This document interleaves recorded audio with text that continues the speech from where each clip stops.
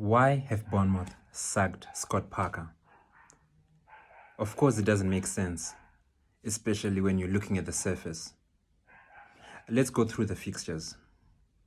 They won opening day versus Aston Villa.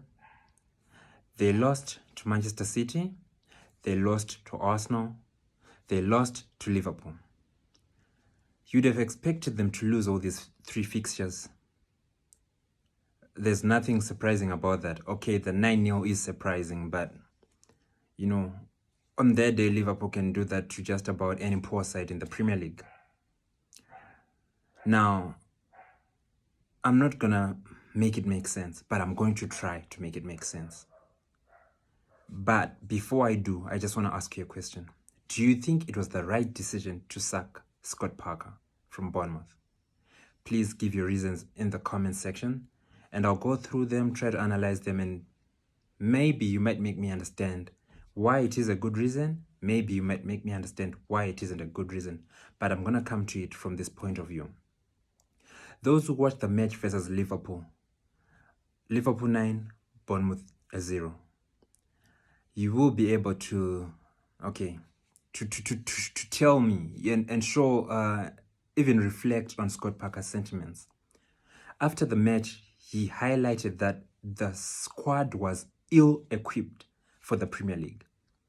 I would agree with him. Bournemouth were one of the teams that I'd suggested that would go down in my Premier League predictions video. If you hadn't already watched it, please watch it now, and you'd be one of the lucky few people to know what's going to happen in the Premier League this season. You get a lot of spoilers. You're welcome. But let's look at it this way.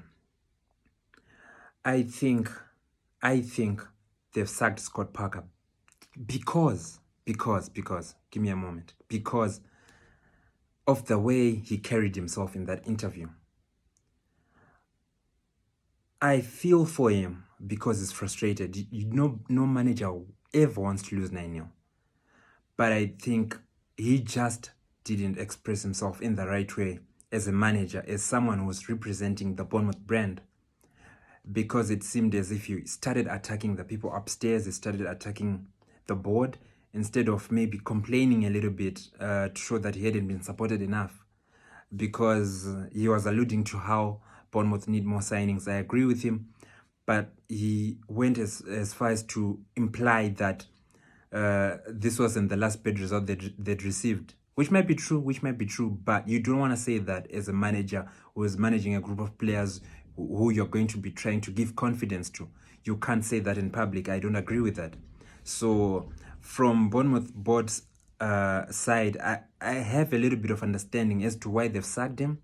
I still think it's very, very soon. It's too soon because they've played 3 of the top 6. They were expected to lose those games anyway. But I also understand Bournemouth board's decision to sack him in terms of the way he carried himself as the Bournemouth manager, as the person who's carrying the brand, as the face of the club. I don't think he carried himself in a way I would like my manager to carry himself. If Thomas Tuchel does an interview like that at Chelsea, I'd like for him to get sacked. That's what I think. Please tell me what you think. And please remember to like, share, and subscribe as we continue to grow this channel. 490 subscribers now. We want to get to 500. Just 10 more subs. Thank you very much for your support. Bye.